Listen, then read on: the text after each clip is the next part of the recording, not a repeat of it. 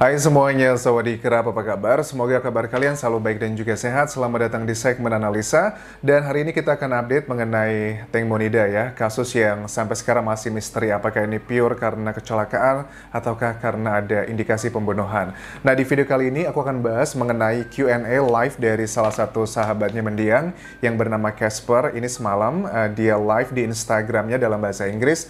Dan menurut aku menarik ya, menjawab banyak sekali spekulasi di dunia gitu, terutama mengenai Teng Monida. Dan dia juga mengatakan bahwa berita yang ada di media massa, di koran, di internet, dia bilang sih katanya 50% tuh benar, 50%-nya tidak benar. Aku sudah nulis nih semalam, luar biasa panjang nih ya. Jadi apa yang dia jawab, pertanyaan-pertanyaan dari netizen sudah aku siapkan di sini. Jadi please jangan lupa subscribe dulu channel YouTube ini biar aku semakin semangat untuk mengawal kasus dari Teng Monida. Oke, langsung aja ada beberapa poin, kayaknya nggak beberapa sih, ada banyak nih, belasan poin yang aku tangkap ya. Aku coba baca satu-satu. Pertama gini dari Casper ya. So, dari Casper itu menjelaskan ada 10 botol wine. Maksudnya apa? Jadi dia sudah mengkonfirmasi bahwa yang ditemukan kan diketahui ya, ada salah satu saksi yang membuang botol wine, terus juga gelasnya itu di Sungai Chao Phraya itu sudah mengakui. Kenapa kok bisa ketahuan ada botol wine yang dibuang? Karena dalam foto-foto yang beredar yang didapatkan dari CCTV itu kan kelihatan pada saat mereka minum wine itu ada 6 gelas wine-nya. Tapi kok pada saat di lokasi kejadian di speedboat yang ditemukan hanya ada satu aja gelasnya, sedangkan ada 6 orang di sana, so it doesn't make sense. Akhirnya dicari tahu dan kemudian ditemukan oleh tim SAR bahwa memang ada 10 botol wine dan juga ada gelas-gelas lainnya juga yang berada di sana. Ini berdasarkan dari CCTV warga yang berada di Sungai Chao Phraya. Yang kedua adalah ini mengenai gigi dari Teng Monida. Karena kan berdasarkan pengakuan dari salah satu aktor Thailand yang juga melakukan evakuasi pada penemuan jenazah korban, itu dia melihat secara langsung bahwa giginya itu tanggal. Nah, kemudian Casper mengatakan bahwa memang benar 10 tahun lalu Teng Monida itu mengalami kecelakaan cukup parah dan dia harus memasang gigi palsu. Apakah ini salah satu indikasi kalau seandainya gigi itu bukanlah gigi asli, jadi kekuatannya tidak sekuat gigi asli dan bukan berarti ini ada indikasi kekerasan gitu. Karena kalau gigi palsu mungkin aja tergores sedikit atau kena benturan sedikit itu akan mudah patah. I don't know untuk bagian ini, tapi aku serahkan kepada kalian karena aku bukan ahlinya. Tapi ini adalah penjelasannya bahwa gigi Teng Mo adalah gigi palsu, nggak tahu sebagian ataukah semuanya, tapi paling tidak ada penjelasan bahwa 10 tahun lalu dia memang ada kecelakaan di bagian giginya. Terus ada juga penjelasan mengenai speedboat tidak ditukar. Nah, bagi aku ini cukup, aku secara pribadi masih belum percaya ya kalau bagian yang speedboat tidak ditukar. Nanti aku jawab di video berikutnya, akan aku tunjukkan dugaan-dugaan dari netizen perbandingan antara speedboat yang disita dengan speedboat yang terekam di CCTV. Karena bagi aku, pada saat kita berpikir kritis, jelas kita harus mendengar dulu apa informasinya, kemudian kita bandingkan dengan data-data yang ada, apakah ini make sense atau enggak. Kalau bagi aku pribadi, speedboat tidak ditukar, nanti akan aku bahas di video berikutnya, apakah kalian percaya atau tidak. Terus dia juga menyampaikan tentang escort, isu escort.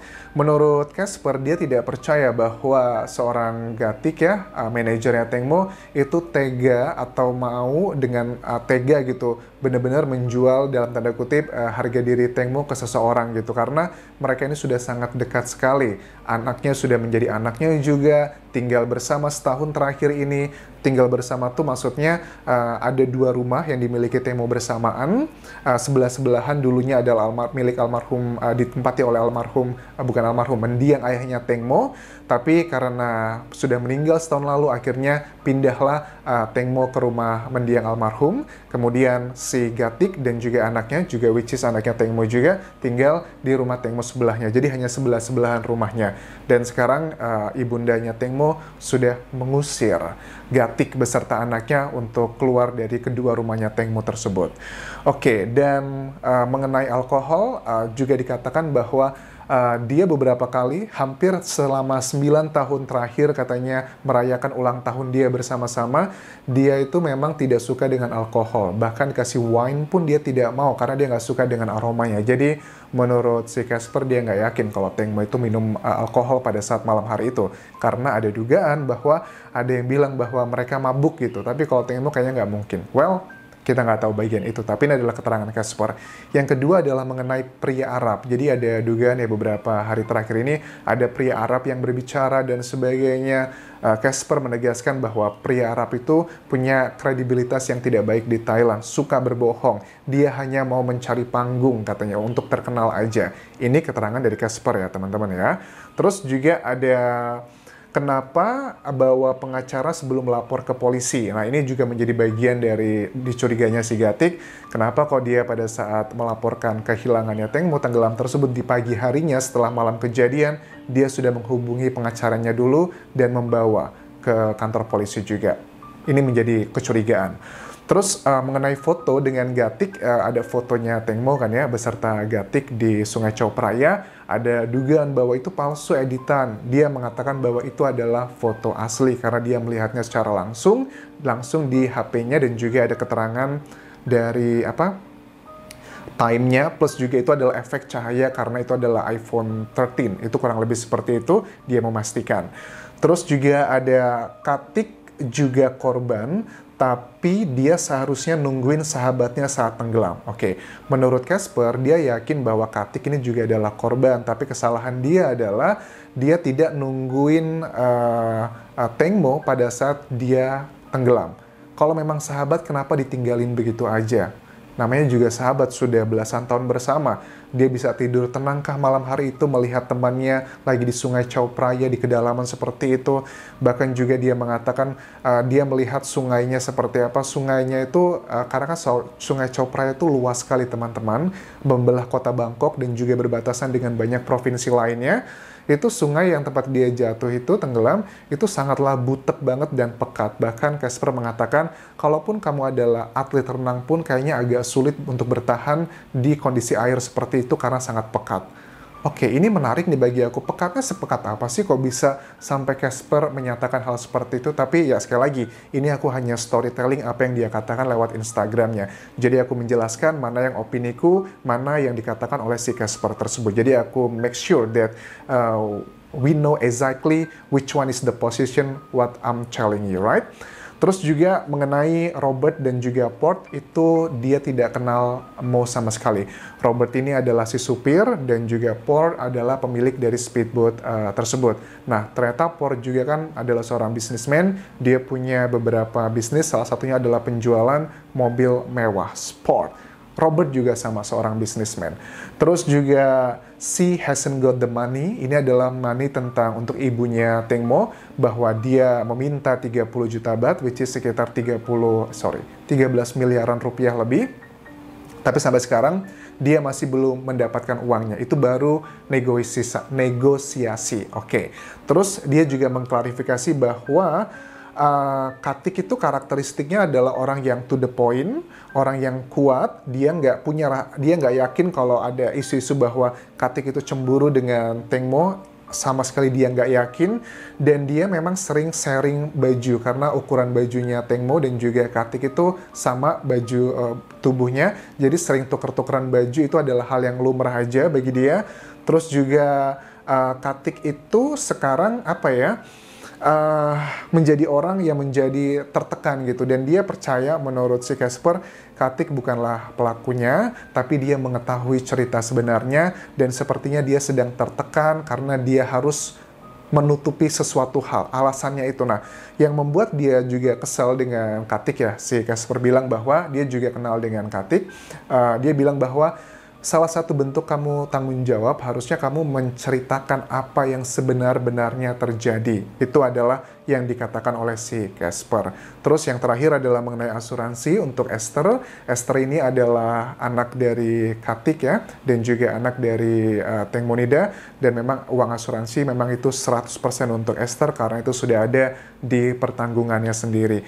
Dan mengenai isu bahwa Katik menjual dalam tanda kutip Teng Monida Casper sama sekali nggak yakin apakah ini cerita beneran atau enggak, karena menurut dia walaupun pro kontra mengenai Katik seperti itu, tapi dia sangat yakin Katik tidak mungkin setega itu melakukan hal yang dituduhkan oleh banyak netizen dan juga media massa sekarang di Thailand dan juga negara ASEAN. Paling tidak itu sama sekali tidaklah mungkin.